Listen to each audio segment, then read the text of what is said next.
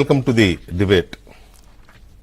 Prashant Kishore, very known name for Indian politics. బాగా తెలిసిన right welcome back to the debate లో మనతో Telugu Desam party జాతీయ అధికార ప్రతినిధి జీవి రెడ్డి గారు అలాగే జనసేన ప్రధాన కార్యదర్శి శివశంకర్ గారు చర్చలో పాల్గొంటున్నారు. మరి కాసేపట్లో కొలికపూడి శ్రీనివాసరావు గారు కూడా జాయిన్ అవుతారు మనతో. ముందుగా శివశంకర్ గారు మాట్లాడదాం. శివశంకర్ గారు నమస్కారం అండి. నమస్కారం వెంకటకృష్ణ గారు, మీకు జీవి రెడ్డి గారికి ఏబిఎన్ జ్యోతి ప్రేక్షకులకు నమస్కారాలు. థ్యాంక్ యూ అండి.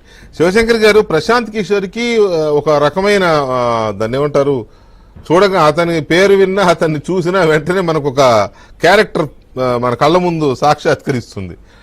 సో అలాంటి క్యారెక్టర్ ఇప్పుడు వచ్చి చంద్రబాబు నాయుడు గారిని కలిశారు. మరి అంటే ఇంకా అఫీషియల్ స్టేట్మెంట్ ఏమీ రాలేదు, కానీ ఇప్పుడే వస్తున్న బ్రేకింగ్స్ చూస్తే చంద్రబాబు నాయుడు గారు సీనియర్ లీడర్ కావడం వల్ల కలిశాను, నేను ఎప్పటి నుంచో అనుకుంటున్నాను కలవాలని, కొన్ని విషయాలు మాట్లాడాము అని చెప్పినట్టుగా బ్రేకింగ్స్ వస్తున్నాయి. కొద్దిసేపట్లో మనకి అది వీడియో కూడా వస్తుంది. కాకపోతే ఏంటంటే ఓవరాల్ గా మనకు అక్కడి నుంచి వచ్చిన అవుట్కమ్ ఏంటంటే అతను తెలుగుదేశం పార్టీ అంటే మీ రెండు పార్టీల కూటమికి క్యాంపెయినింగ్ ఏదైతే మీరు కామన్ మినిమం ప్రోగ్రాం పెట్టుకున్నారు కదా, ఆ పథకాలకు సంబంధించి ఎలా జనంలోకి తీసుకెళ్లాలి, అలాగే సోషల్ మీడియా క్యాంపెయిన్, దాంతోపాటు ప్రస్తుత ప్రభుత్వం ఫెయిల్యూర్స్ బాగా ఎలా జనంలోకి తీసుకెళ్లాలి, ఈ క్యాంపెయిన్ లీడ్ చేయబోతున్నాడు అనేది వస్తోంది.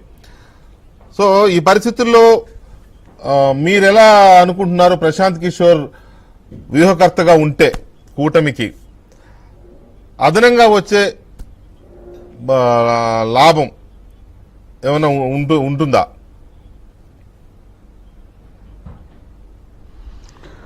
అంటే వెంకటకృష్ణ గారు, డెఫినెట్లీ ప్రశాంత్ కిషోర్ అన్న ఆయన ఒక ప్రొఫెషనల్ పొలిటికల్ స్ట్రాటజిస్ట్ తాలూకా ముఖ్యమైన పని ఏమిటి అంటే, ఏ పార్టీకైనా ఏ కూటమికైనా పనిచేసేటప్పుడు ఆ కూటమి తాలూకా బలాలేంటి, బలహీనతలేంటి, అపోనెంట్ బలం ఏంటి, వాళ్ళ బలహీనతలేంటి, ప్రత్యర్థిని ఏ రకంగా అధిగమించాలి, ఇలాంటివన్నీ వ్యూహాలు, ప్లాన్స్, ఇవన్నీ how to execute the plans అని ఇవ్వడం అన్నది ఆయన తాలూకా విధిలో భాగం. అవును. సో నో డౌట్ మనం కూడా గతంలో అనేక డిబేట్లలో ఆయన గురించి మనం వేరే రకంగా అనుకున్నాం. మీరు నేను ఉంటప్పుడే చాలాసార్లు మాట్లాడుకున్నాం. కాకపోతే ప్రస్తుత పరిస్థితుల్లో నేనేమనుకుంటున్నానంటే, అంటే ఇంకా మీరు అన్నట్టు ఇంకా ప్రకటన రావాల్సి ఉంది, ఆయన నిజంగా అపాయింట్ అయ్యారా లేదా అన్నది. రాకముందే మనం మాట్లాడడం కూడా కరెక్ట్ కాదు. అయితే ఏంటంటే, ఒకవేళ అదే జరిగినట్లయితే, సో ఆయన కూడా ఇప్పుడు గత అనేక పొలిటికల్ పార్టీలు పనిచేసిన ఎక్స్పీరియన్స్ ఉంది. ఆంధ్రప్రదేశ్ మీద పూర్తి అవగాహన ఉన్నటువంటి కన్సల్టెంట్ ఆయన. అవును, స్ట్రాటజిస్ట్. అట్లాగే గతంలో ఇదే వైసీపీకి అధికారంలోకి వచ్చేటట్టు ఆయన వర్క్ చేసిన అనుభవం ఒకటి ఉంది.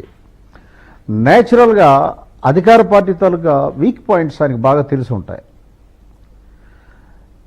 రెండవది, అది ఇప్పుడు ఈరోజు అంటే చాలామందికి ఆందోళన ఉండొచ్చు, మనం డివిజివ్ ఫోర్సెస్గా ఈయన యాక్ట్ చేస్తాడేమో అని, కానీ నేనైతే అలా అనుకోవట్లేదు వెంకటకృష్ణ గారు. ఎందుకంటే ఇక్కడ మోస్ట్ డెమోక్రటిక్ అండ్ కాన్స్టిట్యూషనల్ దీంతో పోయే నాయకులు వీళ్ళిద్దరు. అవును, తెలుగుదేశం అధినేత చంద్రబాబు నాయుడు గారు కానీ, పవన్ కళ్యాణ్ గారు కానీ. సో ఆయన ఇచ్చిన సలహాలు ఎంతవరకు పనికి వస్తాయన్నది విశ్లేషించి దాన్ని ఎంతవరకు తీసుకోవాలి అని విజ్ఞత ఉన్న నాయకులు వీళ్ళు. కాబట్టి ఏదైనా యాడెడ్ అడ్వాంటేజ్ అవుతుంది కూటమికి, కానీ ఇంకా దీనివల్ల నేను అనుకోవడం పెద్ద డిసడ్వాంటేజ్ అంటూ ఉండదు.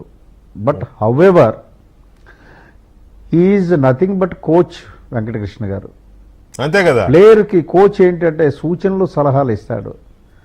అల్టిమేట్గా ఆడవలసింది ప్లేయర్, ఆడాలి గేమ్, విన్ చేయవలసింది ప్లేయర్స్. కాబట్టి కెప్టెన్ అండ్ ప్లేయర్సే, దే ఆర్ ది అల్టిమేట్.